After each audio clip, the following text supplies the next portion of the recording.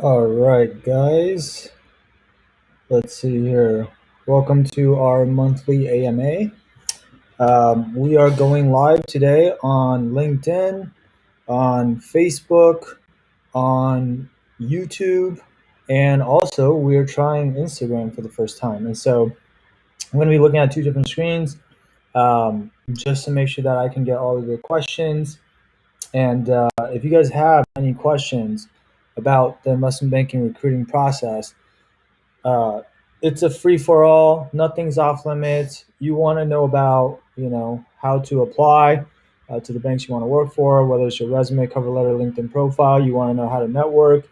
You want to know how to ace your behavioral interviews. You want to know how to ace your technical interviews. Whatever it is that you need to know, feel free to drop your questions down below in the comments, and I will try to field all of your questions. Okay. Let me just make sure that I can actually see all of your questions. And so I see some of them are already starting to come in. So um, we'll let a few more people kind of hop on here. Start populating the queue with your questions. I see Jason already dropped a question down below. Jason, I'll get to that in a second. But while we're waiting for people, I just want to introduce myself real quick. For those of you who are new, those of you who don't know me, maybe you are not as familiar with Wall Street Mastermind and what it is that we do. We've been around for about 3 years now, just over 3 years. And during that time, we've worked with over 400 students. And when I say work with, what we really do is we work with every single student on a one-on-one basis, and we basically customize a coaching program for them that's tailored to their specific situation and their profile, right? And so if you go to a target school versus a non-target school, obviously recruiting is going to be very different for you. If your GPA is good, if it's just average, if it's below average, if you have a lot of relevant finance experience coming in, or if you have no finance experience coming in, um, everything it has to be customized based on where you're currently at and where you're trying to go, right? How many connections do you already have in the field from a networking standpoint? Do you even know how to network? How to answer technical questions, behavioral questions especially is something that really needs to be customized based on the individual, because you guys all have your own unique story that you have to try to tell in these interviews, right? So based on that, what we do is we typically have an initial conversation with every student that's interested in working with us. And it's a free strategy call where we just talk about your career goals and whatever challenges you're having. And then based on that, um, we'll see if we can actually help you. And if we can, we'll customize a game plan for you, right? So that's kind of what we do. And, over the last 3 years or so, we've had like an over 90% success rate in terms of helping our clients break into investment banking. And we've placed our clients into pretty much every single bulge bracket and elite boutique bank at this point. We've also placed our clients into most of the, kind of high-end middle market banks like the Jefferies and Houlihan Lokis of the world. We've also placed clients into buy-side firms, mega funds, firms like Blackstone, Ares, Bain Capital, as well as some middle market PE firms, growth equity firms, VC firms, Insight Partners, things like that. And so we know what we're doing, and we have a lot of experience. And pretty much at this point, we've seen probably all there is to see when it comes to recruiting for Wall Street jobs, right? And so we've helped students get in with a GPA as low as a 3.0. We've also helped students get in from total non-target schools. Like we had one client get into Evercore from Santa Clara University. He's the first person from this school to ever break into Evercore because they're a total non-target school, right? We've also helped students get in with basically no finance experience halfway through sophomore year, and going from that to within 4.5 months, getting an offer from PJT Partners, right? So I can go on and on with these examples, but the reason why I'm telling you guys this is before I dive into answering all of your questions, I want to make sure that you know who is actually answering your questions, right? Like, why am I qualified to answer these questions, and why should you even bother to listen to me, right? And so with that said, that's enough of a commercial, I guess, if you want to call it that. Let's dive right into the questions that I see here down in the comments. So if you guys have questions, just jot them down in the comment section, whether you're on LinkedIn or Instagram or YouTube.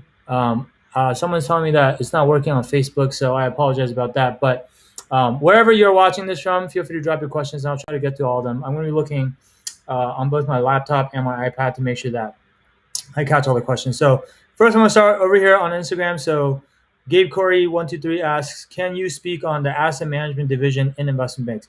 Hey, Gabe, do you have a more specific question? Because I don't know, that's like a very broad question, but typically though, what I will say is this: I'm not an expert on asset management. Okay, what we do here at Wall Street Mastermind is I'm an investment banker by trade. That's where I started my career. So we help students break into investment banking.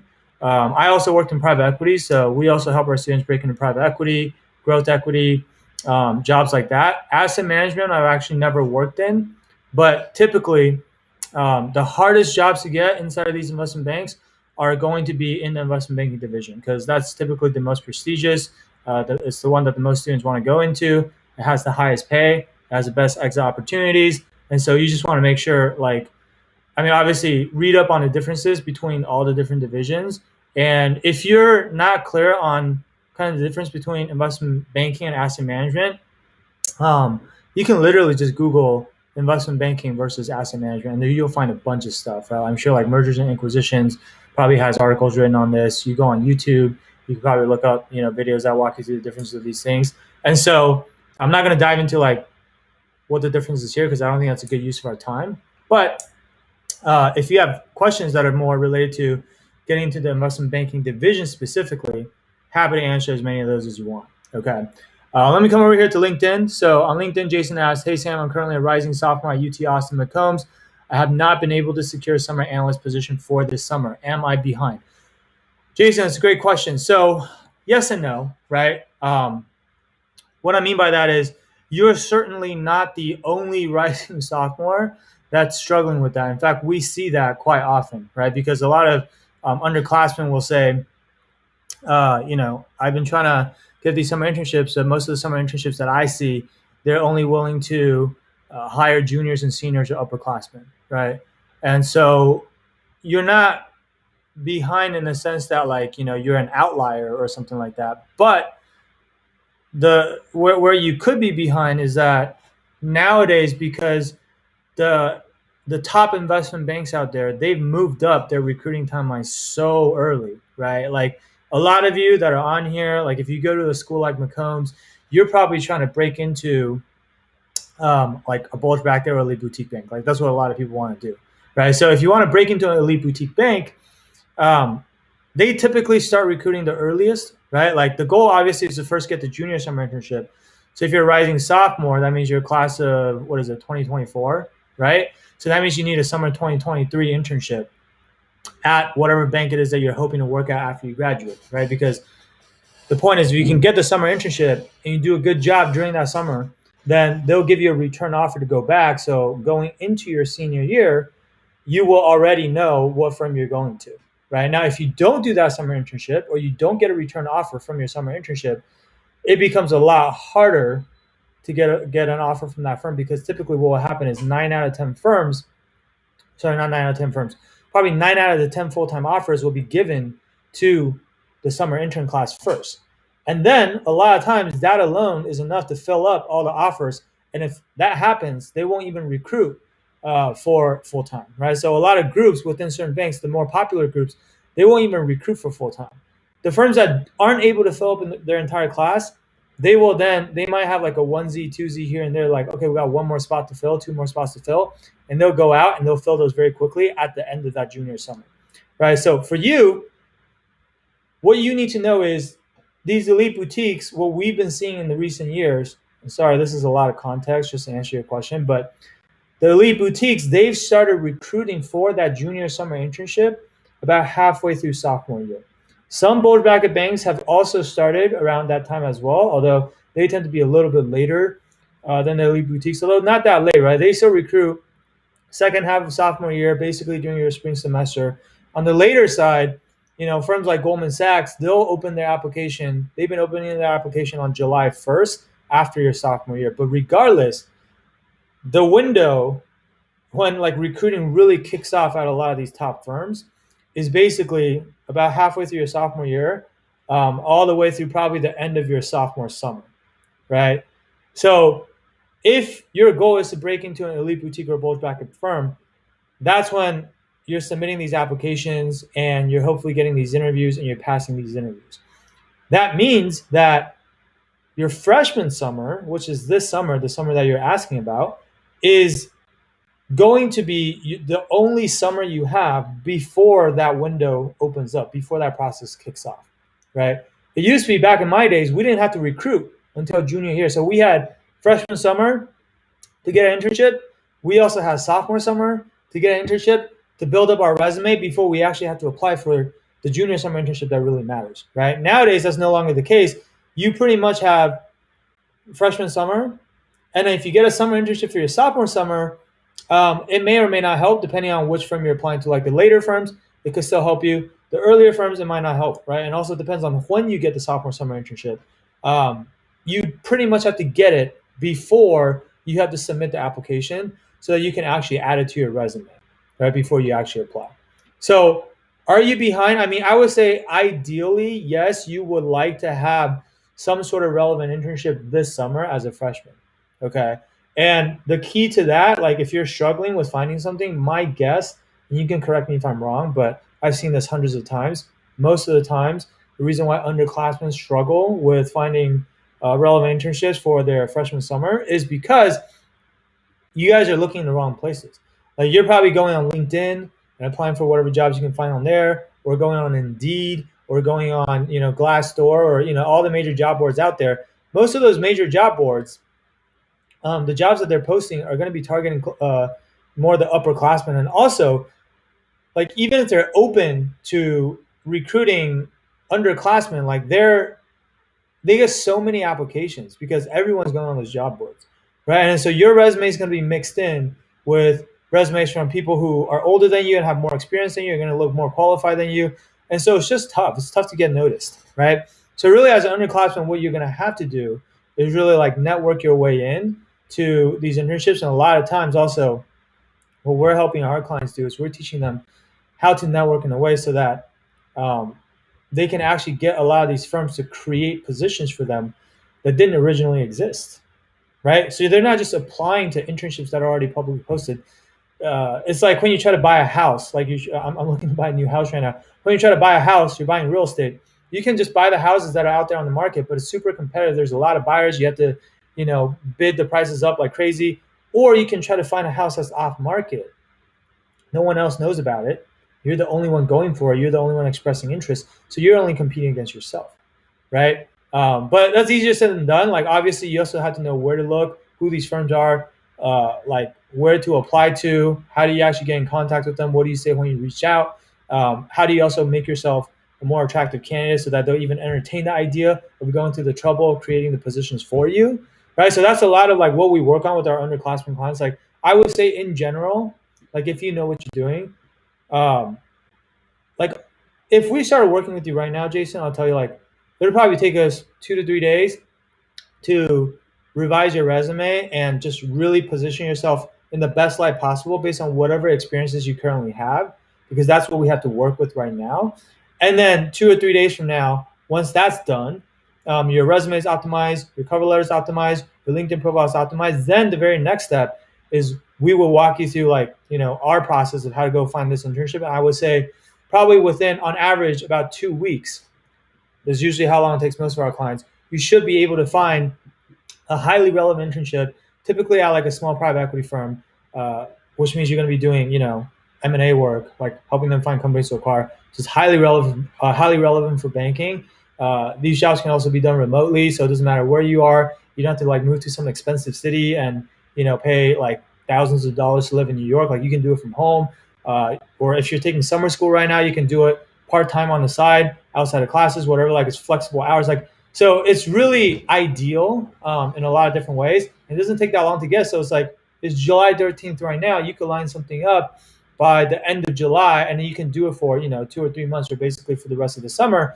And then probably what you would want to do is going back to school in the fall for your fall semester. You're going to want to find another internship. So then, if you can have one this summer, you can have one more in the fall. Then by the time you go into or by the time your junior summer internship applications start opening up for these elite boutiques and bulge bracket banks halfway through sophomore year, you'll have at least 2 relevant internships already on your resume, right? And that's assuming, I don't know, I haven't seen your profile. That's assuming you don't currently have any relevant experience, which maybe you do, maybe you don't, right? But I'm saying worst case scenario, you can have at least 2 internships. And nowadays, honestly, what we're finding is if you want to be really, really competitive on paper, you probably want at least 2 relevant internships on your resume, because there's a lot of these students from top schools with great GPAs and have a lot of relevant experience, both in terms of work experience and extracurriculars. And so it's just getting really competitive out there, right? So anyway, you still have time, but you don't have a lot of time. So you definitely, like, having a sense of urgency is the right move,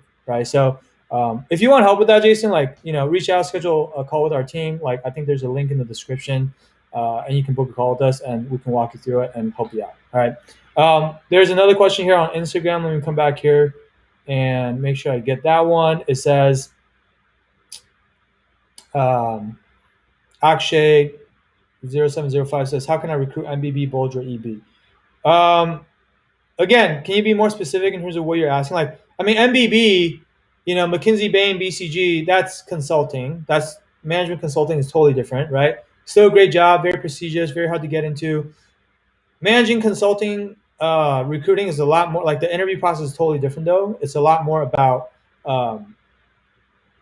case interviews, right? So you have to, like, solve consulting case questions. And so that's not really what we specialize here.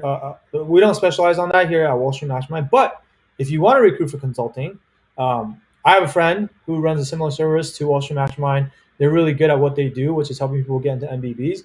I'm happy to make an intro for you if you want that, okay? But if you're talking about bulge bracket and elite boutiques, like, in terms of how can you recruit for bulge bracket and elite boutique banks, I mean, it's a very broad question, but I'll try to answer it at a high level. Like, there are several boxes you need to check, right? We talked about experience when I was answering Jason's questions, but you need to have relevant experience on your resume. Ideally, like, let's say if I were to build a prototypical ideal investment banking candidate that all banks will love, I would say you go to a good school, you have good GPA, you have a couple different relevant internships that you've already done, you've taken on leadership activities and, like, 1 or 2 relevant student organizations at school, like a finance club or a student-run investment fund, or something like that, like a business-related organization, right? That's on the resume side. You need to make sure you network with the bankers of these firms, because even if your resume is stellar, if all you're doing is submitting your resume and you're hoping that you're going to get selected for interviews just based on that, is very, very hard to do, because these banks get a ton of resumes, right? Like, the most recent stat that Goldman Sachs released, I think, was for their summer 2019 class. They had over 28,000 applications just for the internships in the investment banking division. So I'm not talking about Goldman Sachs as a whole. I'm not including, like, back office, middle office. I'm not talking asset management, equity research, any of that. Just investment banking alone had over 28,000 applications. And out of those, they hired less than 500 people, right? So if you do the math, that's like 1.8% or something. But the point is, they're not going to interview that many people, right? If they're hiring 1.8% of the applicant pool, I think maybe they're interviewing, I don't know, 10% of the applicants. So maybe 1 out of 10 applicants are actually getting interviews. And so if you're just applying without actually networking, I've seen a lot of students who actually look really, really good on paper, and they're still not getting interviews, right? So you have to network. And so you got to check that box. We always tell the students that we work with, the goal is to have at least 1 referral, ideally multiple, but at least 1, a minimum of 1 referral at every single bank that you're planning on recruiting for, or that you're planning on applying to.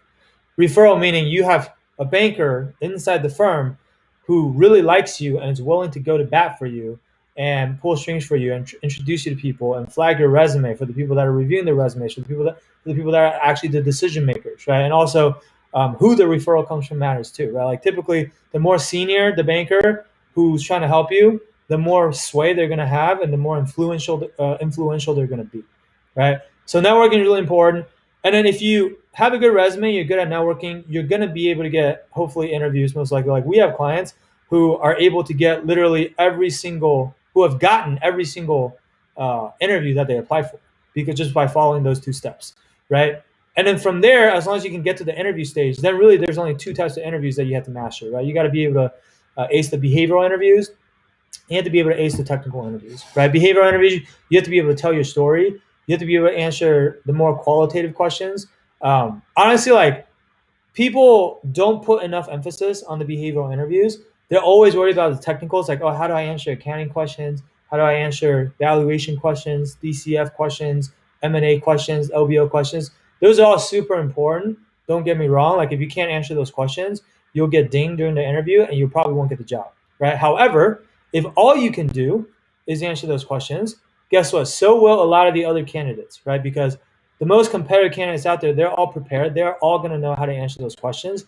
That's not really what's going to set you apart, right? What will set you apart is really your behavioral answers, because that's where you can really have different answers from everyone. You have your own unique story, and you have to like figure out how to tell that story in an effective manner, right? So these are questions like, tell me about yourself, walk me through your resume, why do you want to do investment banking, why do you want to work for our bank and not, this other bank, or why not our competitors? Why Goldman Sachs and not Morgan Stanley, right? Questions about everything that you list on your resume. They can go really in depth there. They can grill you on it and make sure that you really did what you say you did. So I wouldn't lie about anything. I wouldn't, don't exaggerate too much, right? You can embellish a little bit, but you have to be able to back things up, right? Strengths and weaknesses questions, situational questions, which are like, tell me about a time when you had to do X, Y, or Z, when you demonstrated leadership, when you had to work in a team, when you worked under a tight deadline, when you had to overcome a challenge, when you failed at something, when you have to work with someone really difficult. I mean, we could go on and on and on. There are a lot of different types of questions out there for situational questions, right? What else? There's also market-related questions, right? So there's, like talking about industry trends, talking about what's going on in the stock market, talking about a deal that you've been following, being able to pitch a stock. So all of these questions I consider to be part of the behavioral interview. The reason why those can be difficult is that they're so open-ended. Unlike technical questions, there's less of a right or wrong answer, right? It's not like definitional. It's not like, hey, what's the formula for this? It's like you actually have to just, you're going to say whatever it is that your answer is, and it's going to be totally different from the next guy. And the tricky part is figuring out if what you're saying actually matches what the bankers want to hear, right? And so those are kind of like all the boxes you have to check, right? So there's a lot. There's like application materials, how you look on paper, networking, behaviorals, technical. So those are actually like the four major categories that we tend to work on with every student we work with, because if you can check all four of those boxes, then you can pretty much get the offer, right? So hopefully that helps, but that was a very vague question, so I try to answer at a very high level, all right? Ethan asks on LinkedIn, hi, Sam, I am debating working a fourth internship this fall in PE. Should I spend my time working on interviewing and solidifying my technicals for recruiting, or take the internship? Okay, working a fourth internship this fall in PE. Should I spend my time working on interviewing and solidifying my technicals? So Ethan, it depends, right? Like, I'm going to need more context. Like, what year are you, right? How much experience do you have already? Like, I kind of just talked about the four categories, right? Like the four boxes you have to check.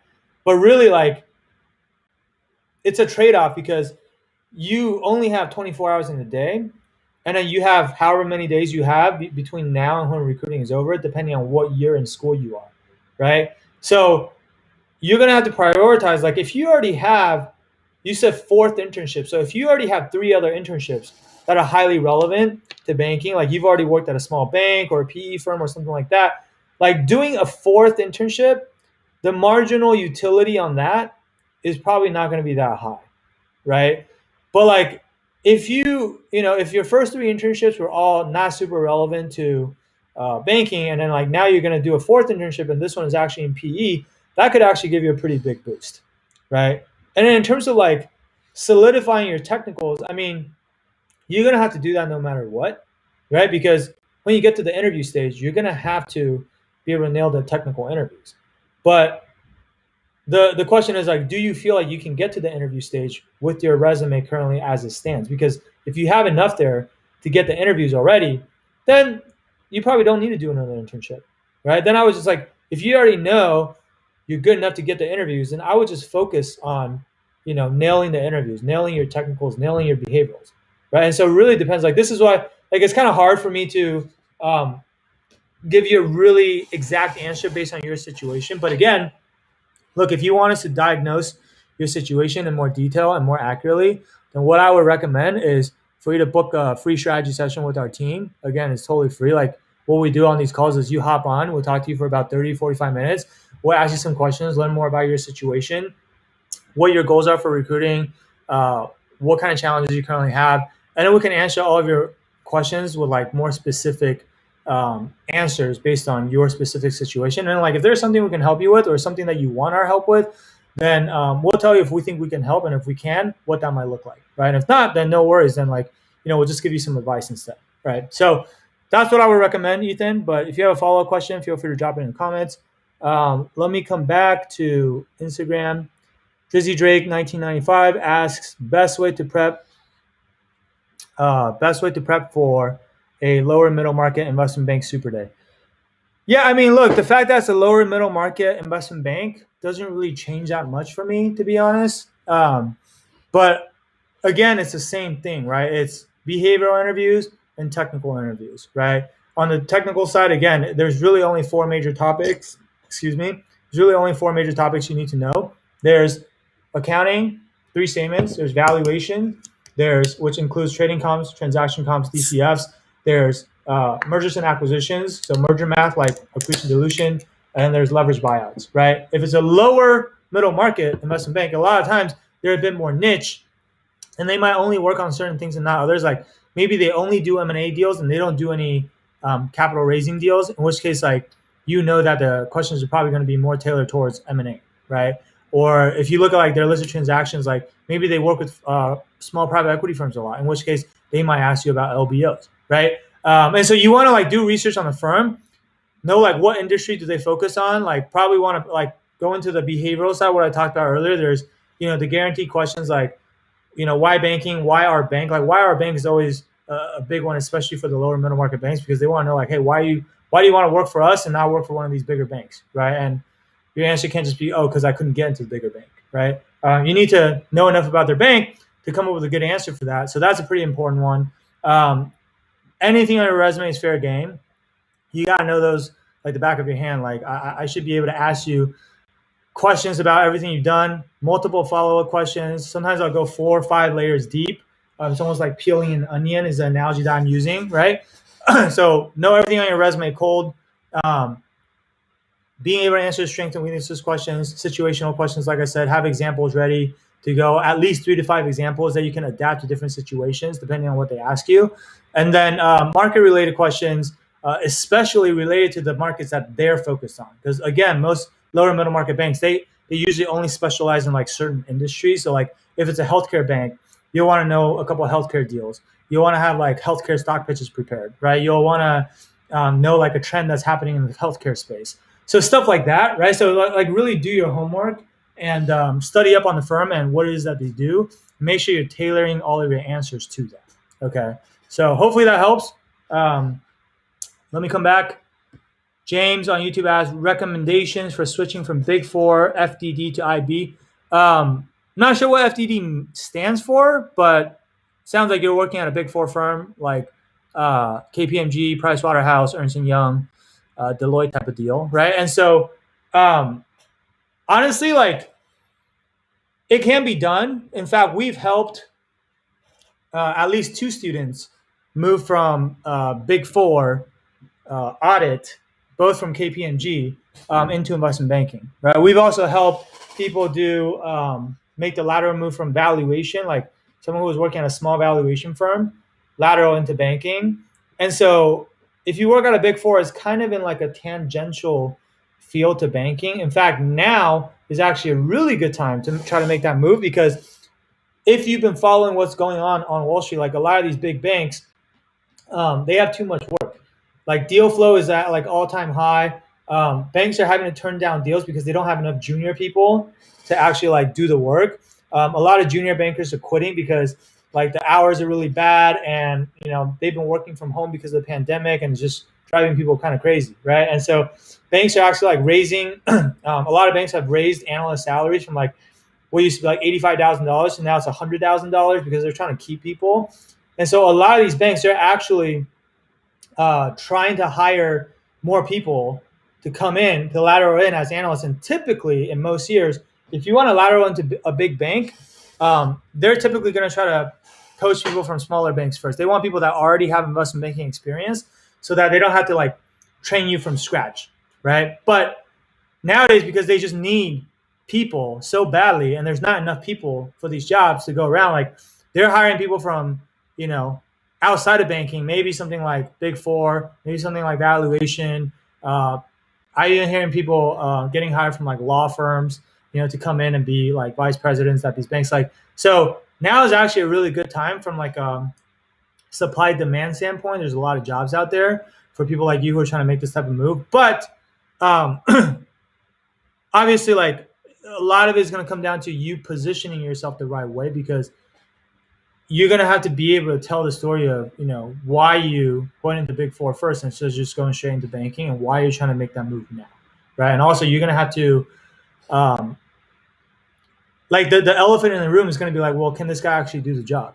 Because he's never done banking before, right? So you're going to have to be able to demonstrate that you actually can do that.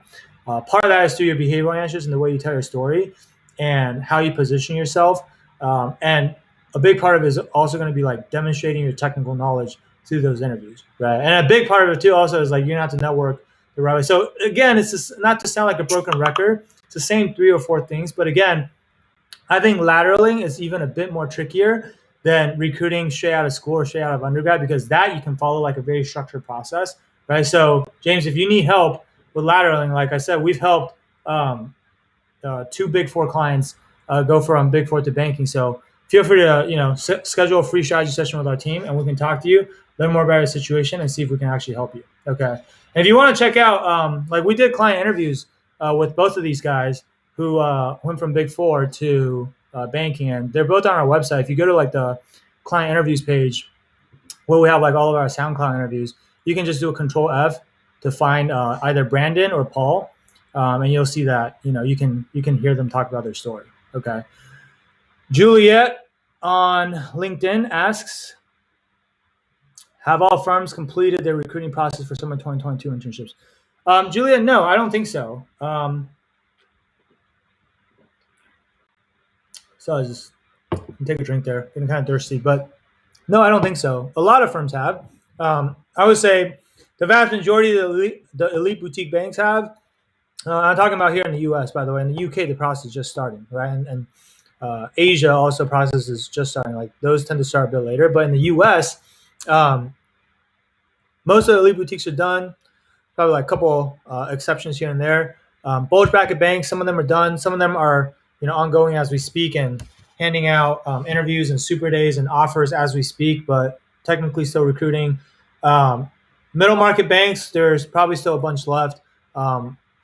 Some who maybe even haven't started, but there's also some middle market banks that have already finished as well. And so, but no, the answer is no. Like, there are definitely firms that are still recruiting for summer 2022.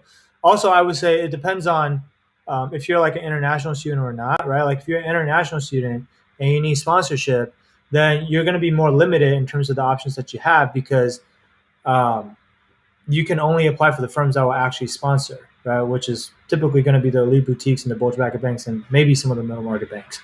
So for that, you're going to have to probably lock something up by like, end of sophomore summer or like early junior year at the latest. If you go later than that, you might run out of options, right? But if you're not an international student, then technically you have, in theory, all the way up until the start of summer 2022 to line up an offer, right? But the urgency in the matter is that because there are a ton of like regional boutique banks or like lower middle market banks, like the one that Drizzy Drake was asking about on Instagram, right? But like there are a lot of smaller banks out there that are going to recruit later on, right? Like they're going to recruit, even through like the second half of junior year. But typically, the longer you wait to secure the offer, the worse the offer is going to be, right? And by worse, I just mean like you have to go further and further downstream to smaller and smaller banks because all the bigger ones have been filled up already, right? And so eventually you get to the point where you're kind of like scraping the bottom of the barrel, and you just don't really want to do that, right? So you should definitely, I don't know where you're at in the recruiting process, but it's definitely not too late. Like if you're recruiting for summer 2022, I wouldn't give up just yet. But definitely having that sense of urgency is the right thing to do to make sure that you end up with the best offer you could possibly get, right? And then like whatever offer you get again for the summer, it's not the end of the world. If that's not like the offer that you're ultimately 100% satisfied with, you can always just like do a good job during your summer internship, get the return offer, and then try to recruit again for full time. Right? Like we have students that have done it. Like I had a client who went to Minnesota, so total non-target school.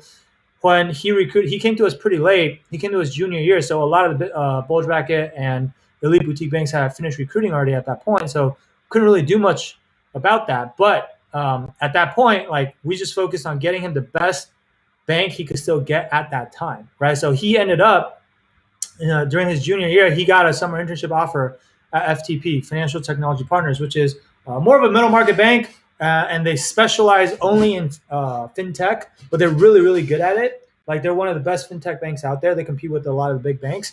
And so he did that for a summer. And then after the summer, he decided not to go back to FTP, and he recruited again. And he got two full-time offers, one from Jefferies and one from Citi. Right. So now he's working at Citi in their technology investment banking group, which obviously is a phenomenal outcome, right? So my point is, just because you end up interning somewhere for the summer doesn't mean that's where you have to end up for full time. It just means that that's the most likely place you will end up, because if you do a good job, they'll give you a return offer. And a lot of people, if they're happy with it, they're satisfied, they'll just take that offer and they don't have to go through recruiting again, right? But you don't have to, right? So the goal is always just get the best offer you can for the summer. Then the better your summer offer is, the easier it'll be for you to try to parlay that into an even better bank for full time if you choose to do that, right? So hopefully that makes sense. Kirk Martyrossian on Instagram asked, do you think applying to junior year summer internships in September or October is too late? Kirk, I'm assuming you are a rising junior based on the question that you're asking. It depends on like what you mean by too late, right? Like again, like I said, if you start applying in September or October, most of the elite boutique and bulge bracket banks are probably going to be done, right? So if they're done, then you're just not going to be able to get those opportunities, right? But if your goal is not to get into an elite boutique or bulge bracket bank, and you're saying, hey, I'd be happy with a middle market bank, or I'd be happy with even like a regional boutique bank, then there's definitely still enough time to do that in September or October. Like I said, you technically have all the way up until the start of summer 2022 to get that internship, right? But again, the longer you wait to secure an offer, typically, the further downstream you're going to have to go, and the smaller the bank is going to be, right? So you just want to make sure that you try to secure the offer as soon as possible. Like, I don't know what the context is or what your reason is for waiting until September or October, because that's still, 2 to 3 months away. Honestly, if I were you, or if you were working with us, we would try to get you to the point where you can start applying as soon as possible, because again, these banks are very, very selective, and so a lot of times you're going to have to go through multiple interviews with multiple firms before you get your first offer, right? So the more at bats you have, the better your chances are going to be, right? So if you want to provide more context on what it is that you're waiting on, or why you feel like you have to wait until September or October, I'm happy to answer more follow-up questions on that. Okay. So someone else says, if students do a summer 2022 sophomore summer internship at a bulge bracket for IB and want to move to another bank for summer 2023, how badly could it burn bridges? Yeah, I mean, it's a good question. In terms of burning bridges, like, I mean, obviously they would love for you to stay, but, and in fact, some of them, I think, like in the contract when you sign the sophomore summer offer, they tell you, it's for 2 years and you have to come back for junior. Like, I think like Bank of America does that, for example, I'm pretty sure, right? But a lot of the sophomores that I know that are fortunate enough to get those sophomore summer internships, more often than not, they end up leaving to go somewhere else for junior summer, in my experience. Not always, right? But I've seen people go from like a DB sophomore summer to JP Morgan junior summer. I've seen people go from, Bank of America sophomore summer to Morgan Stanley junior summer. I've also seen people go from like a bulge bracket sophomore summer internship straight to the buy side, maybe like a lot of these private equity mega funds now, they have summer internships where they'll hire junior summers. And so I've seen all of that, right? And so it happens, it happens more often than you think. Like, will you burn bridges? Yeah, I mean, you might, I guess. Like, I mean, obviously, when you do it, if you do that, you want to do it in the most polite way possible. And most of the time, people understand. Look, at the end of the day, like, you gotta realize, like, I know this is like super important to you because this is your career, right? But from their perspective, like, you're just another summer intern, right? Like, it's not the end of the world to Bank of America if you end up not coming back. Like, there's an entire line of people waiting outside who would gladly take your place. So they'll be just fine, right? And also, people aren't gonna spend a whole lot of time thinking about you, after you leave, right? And so I wouldn't personally, I wouldn't necessarily let that be, like, if what your heart desires is to go somewhere else for junior summer, then I would say, like, you should do that, right? Because, like, it's your career and you got to do what's best for you, right? Just, like, don't be a dick about it. Don't do it in, like, a rude way. Don't, like, and if some people don't understand, then they don't understand, right? Like, when I left Deutsche Bank after my first year, I actually lateral from Deutsche Bank to Morgan Stanley, right? I went from Deutsche's technology group to Morgan Stanley's technology investment banking group because, like, I mean, that's one of the best groups on Wall Street, and so I'm not gonna turn that down, right? Some of my bosses or senior bankers, from like associate all the way up to managing director, some of them were very understanding about why I was doing what I was doing, right? And then, like, typically those are the people that I actually had like a personal relationship with. I've done work for them. I've done a good job. We're actually, I would even say kind of like friends, right? Obviously they're my bosses, but we have that personal relationship. Those people tend to understand why you're doing what you're doing, and they just want the best for you, right? Because they care about you. And then, like, there are other bankers who I didn't really have a personal relationship with, or I didn't work with as closely. And to them, like, they just view me as like a resource, right? Like, the head of the group at the time, like, he was very pissed that I was leaving, but, like, I had no relationship with him whatsoever. To him, I was just like a analyst. I was just a junior resource. And so, like, he wasn't happy that I left, but, like, it is what it is, right? Then I went to MS, and then, like, it's a small world. Like, we ended up being book runners on the same IPO later on. Morgan Stanley was the left book, BB was the right book, so we had to go to the same meeting. We were advising the same clients. So I still ran into them, and, like, it was fine, right? Like, didn't really hurt my career whatsoever, and I don't regret doing it. In fact, I thought it was a great move for me, and I would do it, 10 times out of 10 if you gave me the same opportunity again. So hopefully that helps. All right. Kirk on Instagram says, preparing on the technical questions. That's what I was saying, September, October. Yeah, so Kirk, I mean, like, look, I get that, but I would say, like, I don't know how you're going about the preparation process right now, but if that's what's holding you back, then I would suggest that you find a better and faster way and more efficient way of preparing for your technicals, right? Because, like, for example, when we work with our students on, like, technical prep, it doesn't need to take more than like 20 to 30 hours, right? And so, and I mean, like, to learn everything from scratch, from beginning to the end, right? Accounting, valuation, M&A, LBOs, like, those are the 4 topics that you really need to know really, really well, inside out.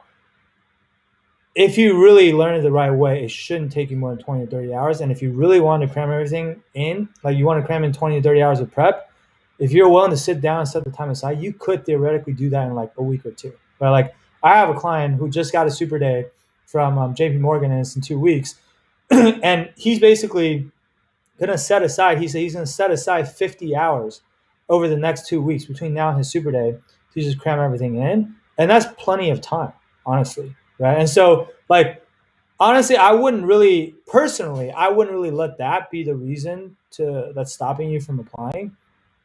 I would, like, start applying as soon as possible, but just, like, if what you're doing right now is, I'm guessing, like, if you're doing what most people are doing, you're, like, using, one of the interview guides, like, M&I 400 questions guide or Wall Street Oasis interview guides, and you're just going through and trying to memorize the answers to, like, all 400 questions. And that's very time consuming, first of all. Like, I know people that spend hundreds of hours doing that. And second of all, it's not effective, because when you're just trying to memorize these answers, you might not get the exact questions that you memorize from those guides. Like your interviewers, they know exactly what questions are in those guides because they've read those themselves too, right? And also like all the other candidates have read them too. Like everybody knows the same 2 or 3 guys that everyone's using, and so interviewers nowadays are asking more and more sophisticated questions. They're deliberately going out of their way to change it up so that you can't just regurgitate something that you memorize. Because even like, I mean, that doesn't prove anything, right? And so the point is, you got to learn it efficiently, but also you got to learn the right way where you're actually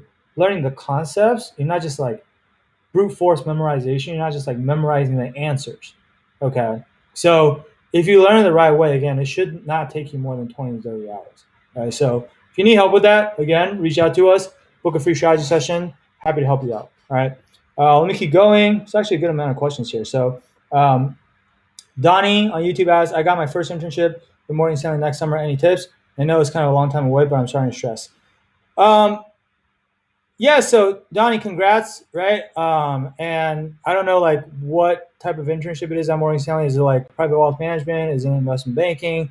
And so it's kind of hard to comment, but I would say in general, just like in terms of like overall high level tips for how to do well in an internship, I'll give you 2 pieces of advice.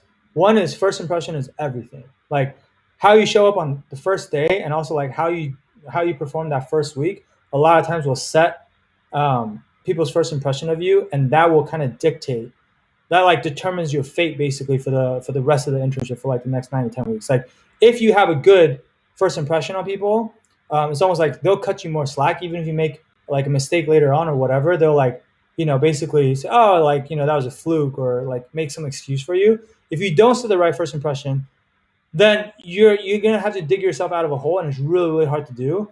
Then going forward, anytime you make a mistake, people are gonna be like, oh, here we go again. Donnie made another mistake, right? And so first impression, super, super important, right? The second thing is like, just always ask yourself, like, how can I make my boss's life easier, right? At the end of the day, if I really distilled it down into just one thing, like not just for internships, but like professionally, like whatever jobs you guys end up doing in the future, always constantly ask yourself that question, like, what does my boss need and how can I make his life easier, his or her life easier? Because if you can make your boss's life easier, they're going to love you and they're going to want to work with you more, and they're going to want to bring you back.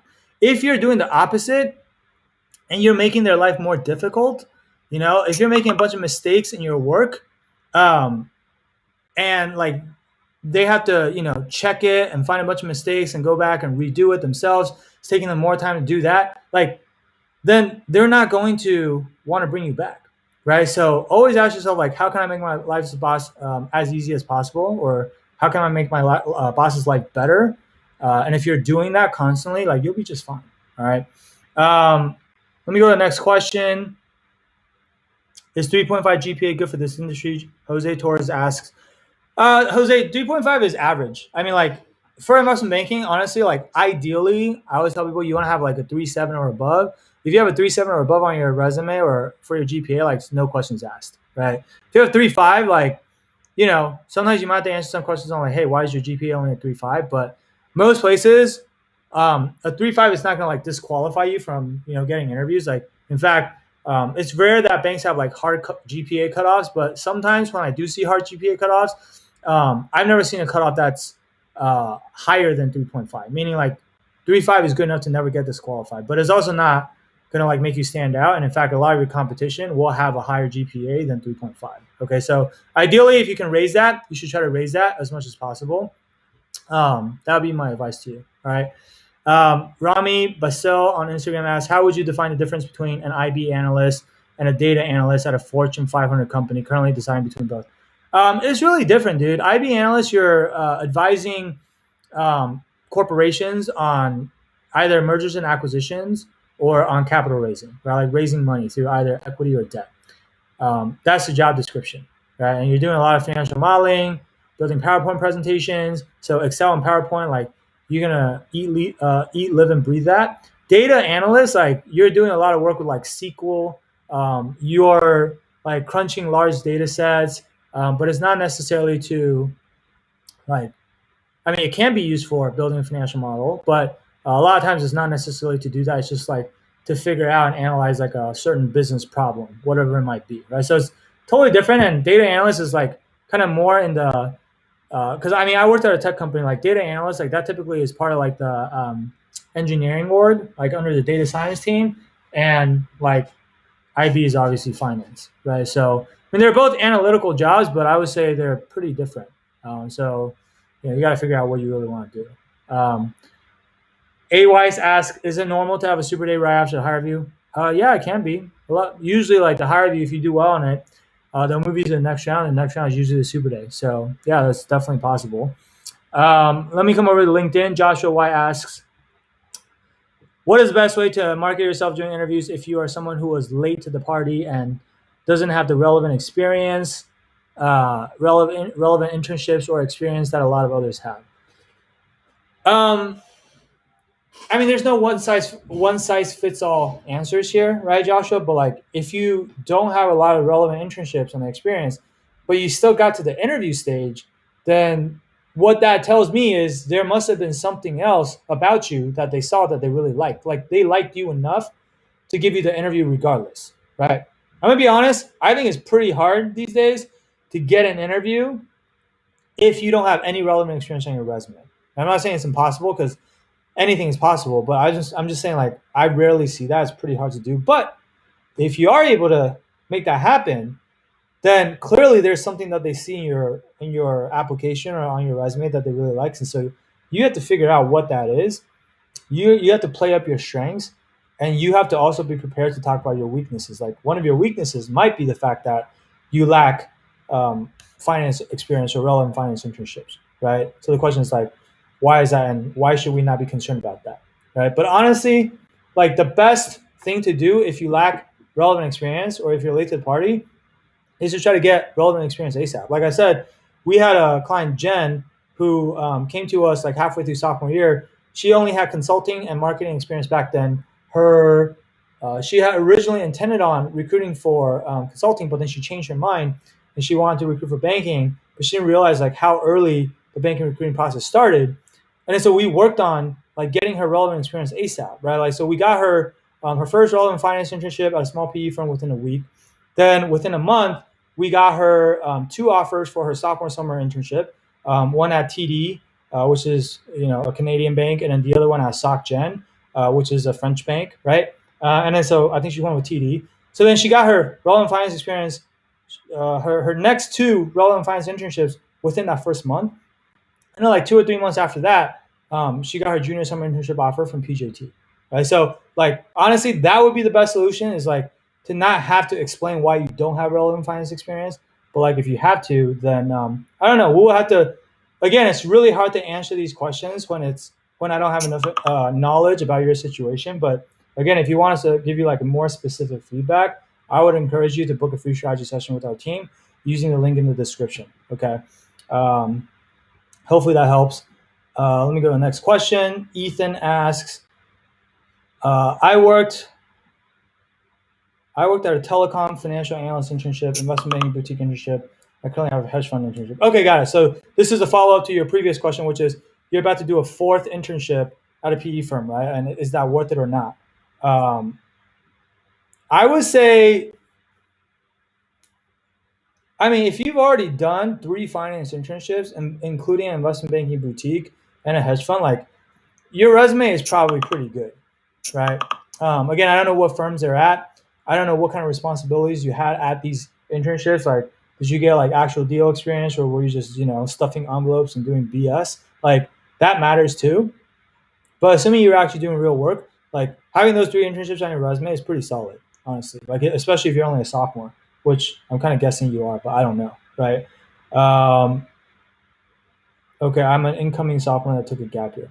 Okay, so if you're an incoming sophomore, meaning you're a rising sophomore, then your resume, like with those internships, like you're already way ahead of everyone else. I'm not telling you like not to do any other internships, but if the choice is between doing another internship and making sure you really nail your interviews or like prep for the technicals, like I would make sure you really nail your interviews, but also make sure you're networking with bankers, because your resume is good. It should be good enough.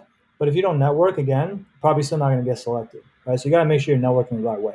Okay. Let me keep going. What is the best way to prepare for technicals if your super day is very soon? A Weiss asks on Instagram. Uh, I mean, how soon is very soon? I mean, that would be my question. Is like depends on how much time you have, and like I said, I have a client who has a super day with JP Morgan in 2 weeks, which is pretty soon, but it's not like tomorrow, right? And also, like the next question would be like, how many hours of free time do you have to dedicate to your interview prep between now and then, right? Depending on like what you say to that, like I would probably approach it differently, right? Um, so let me come back to that if you want to follow up there. Aaron's on YouTube asks, what are some middle bracket investment banks? I think you mean middle market. What are some middle market investment banks for sophomore year summer internship, and how can I find more people to network with because my school alumni is fairly small? Yeah, so I mean, look, for sophomore year summer internships, we actually have a list of all the look. First of all, most of these sophomore summer internships, if it's with a bulge bracket, elite boutique, or middle market bank, they're typically reserved for diversity candidates. So I don't know if you're a diversity candidate or not. Typically, diversity to these banks mean you're either black, uh, you're Hispanic, you're Native American, you're female, or you are LGBTQ, or some of them have like special internships for like people with disabilities. Some of them also have internships for like if you're a veteran, like you have military experience. But like typically, if you're not one of those categories, like you won't qualify for these internships, right? But if you want to know like which ones actually have these, so that list that we have, like we actually only share that with our clients. But what I would do if I were you is you can actually go do the research just by I would like look up the Vault prestige rankings. So Vault Guy, they publish like a ranking of all the investment banks out there. It's based on like survey results from like 3,300 Wall Street professionals and what they think of these firms. And what you can do is like they'll show you the top 50 banks, and pretty much like I would say like, the top 20 banks or so on there are like the bulge bracket and elite boutique banks, and then like the next 30 banks or so on the list, those are like kind of the middle market banks. Right? And then you can just go on their website and see if they have any kind of diversity initiatives, and if they do, they usually list it on their careers page. Okay. In terms of like finding more people to network with, because your school alumni is fairly small, honestly, if you go to a non-target school and you don't have a lot of alumni, then you just have to branch out and not limit yourself to only the alumni from your school, right? You got to get creative with who else you can reach out to. Um, sometimes it's like starting with your personal connections, families and friends, and who do they know, to like who do your professors know, to like and then like the people that you do network with, like getting more referrals from them to other people. So you're gonna have to like really sit down. Like maybe it's not people that who are in the same college as you, but like is there anyone from your high school that are currently working in banking? What else, like what other activities do you participate in, right? Like maybe let's say you're an athlete and you play basketball, like you're on the basketball team. Maybe you look for bankers that used to also play basketball, D1 basketball in college. Like find commonalities with people, and then like reach out to those people, right? And people like helping people that are more similar to them, right? And so um, again, like inside of our program, like we kind of teach our students how to kind of go about this type of brainstorming exercise more systematically and more methodically. But it's a long training, so I don't have time to like break it all down for you here. But you just like a lot of people, they always think like, oh, like I can only network with the alumni from my school. Like that's just not true, right? Like I can tell you right now, like probably half of the students that we work with are non-target school students, and every single one of them networks with bankers that didn't go to their school. You just have to. Like there's no choice, right? Like is your conversion rate going to be lower? Yeah, probably, but you can make up for that with volume, right? It's just like just because you're college alumni, that's the low hanging fruit. You can't just stick to the low hanging fruit, right? So let's keep going. Juliet asks, as a rising sophomore, do you know of any specific banks that offer sophomore summer internships? I believe JP Morgan does. Yeah, I mean, this is a similar question as the other one, so I kind of just answered it already, right? So I'm going to go to the next one. Jason asks, do you guys offer interview support for private equity internships? Yeah, I mean, Jason, we do. Like, depends on what you mean by private equity internships, but honestly, a lot of like, if you're talking about like the private equity summer analyst internships that you can recruit for as like a college student, yeah, like we can definitely help you with that. Like a lot of those are um, really honestly very similar to the banking interview questions. We also actually have a separate program, which is not public yet, but a lot of our existing current clients are now going through it. It'll be probably public soon later this year. Although you could get early access to it now if you wanted to. But we have a new program also that's helping people recruit for um, private equity as well, right? Like more for like associate positions, which is like after you've done 2 years of banking. And so that process is like a lot harder. It's a lot more technical, but we have a separate program for that as well, right? So either way, like if your goal is to recruit for private equity, like yeah, we can absolutely help you with that. Like I said, like a lot of our clients have gotten offers from private equity firms, right? Just by going through the same program that we use for our banking clients. So Ahmad asks, what's the best way for a recent graduate with a few years of experience at a small firm to join or move to a bulge bracket firm? So, Ahmad, I assume when you say at a small firm, you mean it's like a small investment bank, right? But if it's at a small investment bank, then honestly, like there's no like magical way to break in. It's just like I said, I don't know how when you join this live stream, but we talked about this earlier on in this Q&A. A lot of the big banks are actually looking for lateral analysts right now because they need more analysts because there's too much work and a lot of analysts are also quitting early. So if you want to make that type of move, like now would be a good time to do it. You're going to need to make sure your resume is on point. You need to make sure you network with the bankers at these banks, get in front of them, try to get those interviews. And then if you get those interviews, you got to make sure you nail both the behavioral interviews and the technical interviews, right? So it's the same formula. Like it's not that different, but like again, it's going to come down to like how you tell your story, right? Which if you need help with that, like we've helped people lateral, to bigger banks. We can help you with that too. Just again, book a free strategy session with our team, and we'll learn more about your situation and see if we can help you out. All right. Link is in the description to this video. And then Elisa asks, would you say spring weeks are important to get a summer internship? Any tips to secure one? Yeah, I mean, so it sounds like you're probably in the UK, Elisa, or in Europe at least, because spring weeks is not really a thing here in the US, but it is in Europe. Yeah, I would say like they're pretty important, right? Like if you can get them, it certainly helps, because a lot of the other students that you're going to be competing with, they're going to have spring weeks on their resume, right?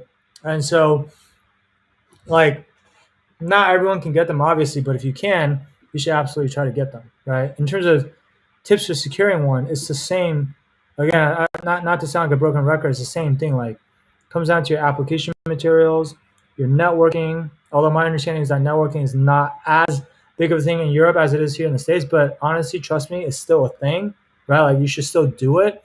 Well, I find a lot of European students kind of like use that as a crutch or excuse and not like tell themselves they don't have to network. Like, if you're not networking and your competition's networking, like they have an advantage over you, right? So application materials, networking, and nailing like the fit interviews and also the technical interviews, right? It's all the same stuff. Honestly, there's not rocket science, right? So there's no secret magical shortcuts here. So let me see if there are any other questions.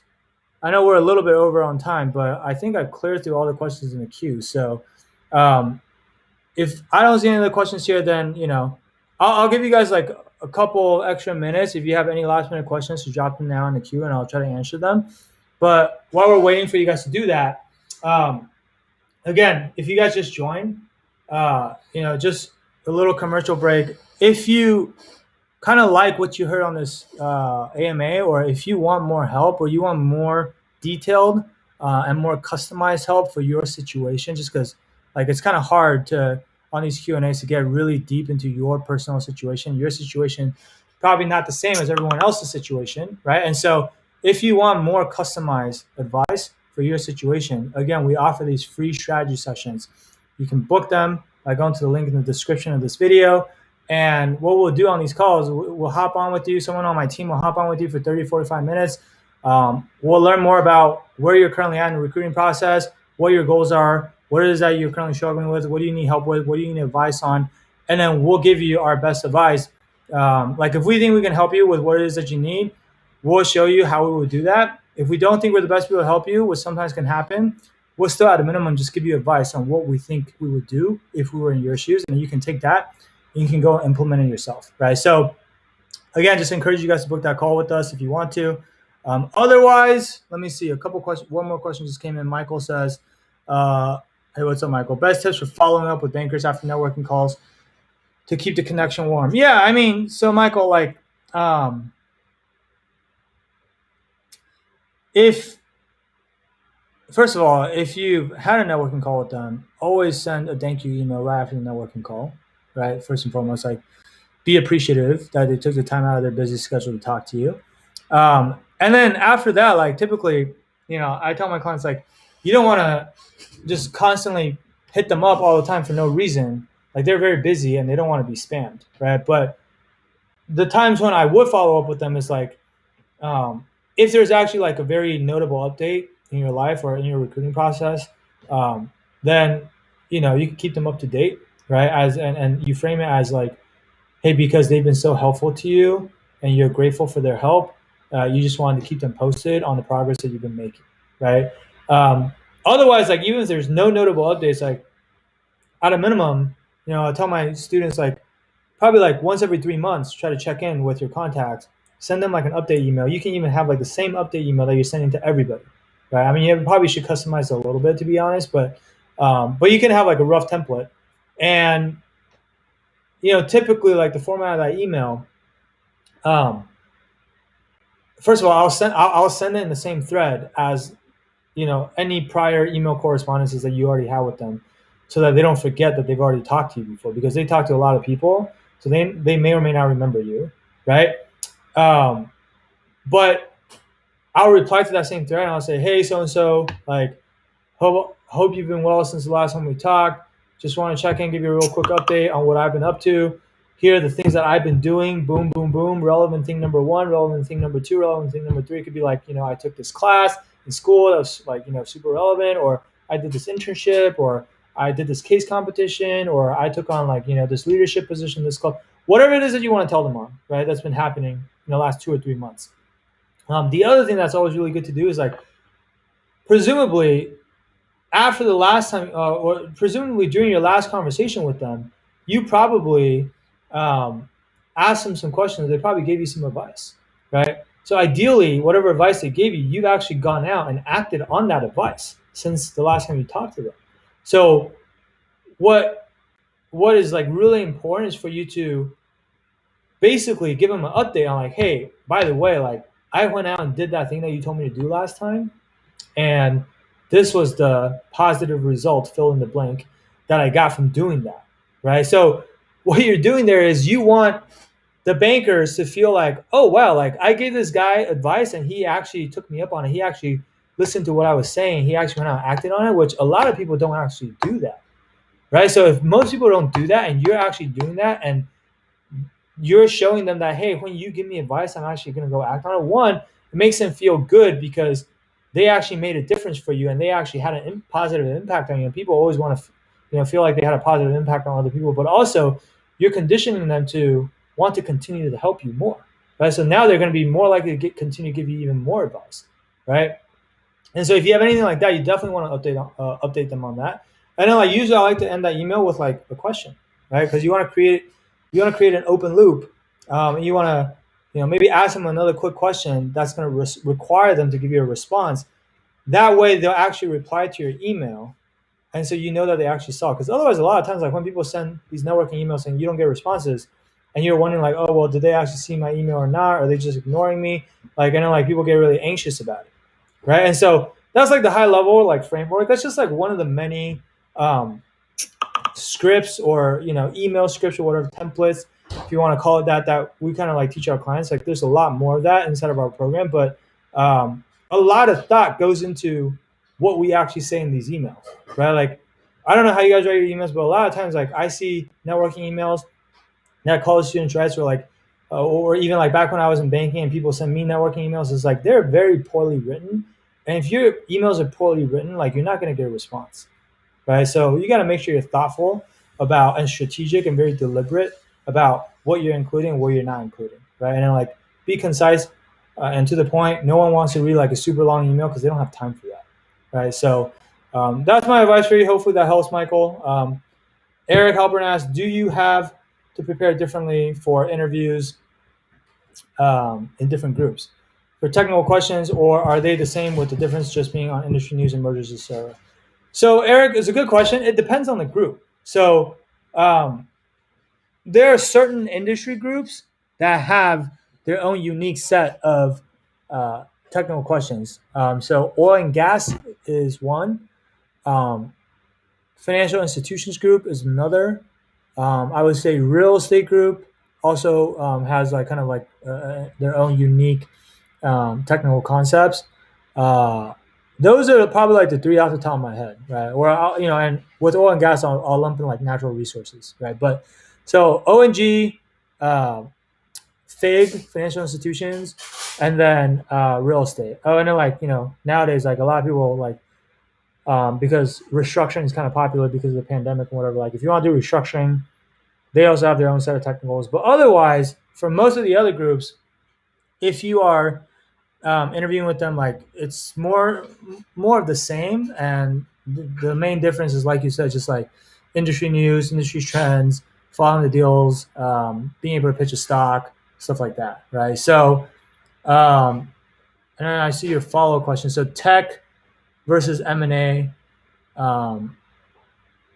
equals the same time. Yeah, so like the technology investment banking group and the M&A group, it should be pretty much the same stuff. But obviously, like if you're interviewing for the M&A group, like the product group itself, you're probably going to get a lot more questions on M&A, right? Like merger math, accretion, dilution, right? Maybe even LBOs, right?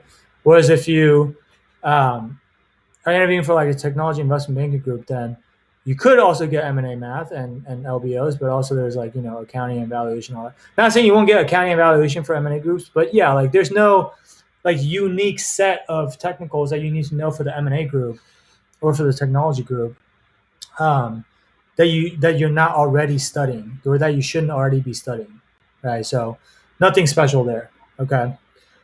All right, guys. So I think those are all the questions I see in the queue. So, went over by 15 minutes, but hopefully this was helpful to you guys. Again, if you guys want our help, if you guys want us to give you more specific advice that's customized to your specific situation with recruiting, because every single one of you is really, really different, right?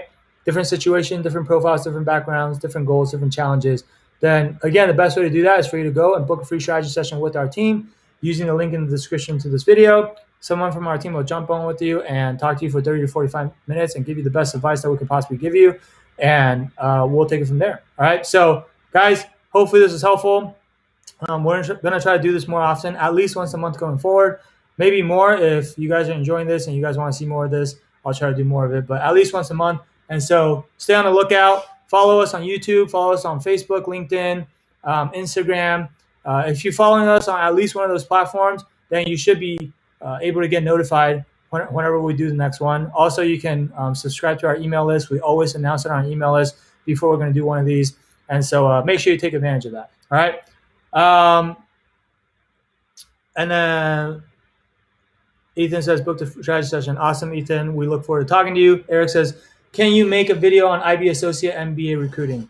You're going to have to be more specific about that. But yeah, like if you want to like shoot me an email or like, like message me on LinkedIn or somewhere and ask me like, what it is exactly that you want to know about. Like, we may or may not be able to do something like that. Okay. I have like so many things that I have to do. So can't promise that I will make a video on that right away. But like, if you have a specific question that you want to ask, like feel free to just DM me. And that goes for all of you guys too. All right. Best way to do that is probably just DM me on LinkedIn. Okay. All right, guys. Good talking to you guys. And we'll see you guys next time. Bye.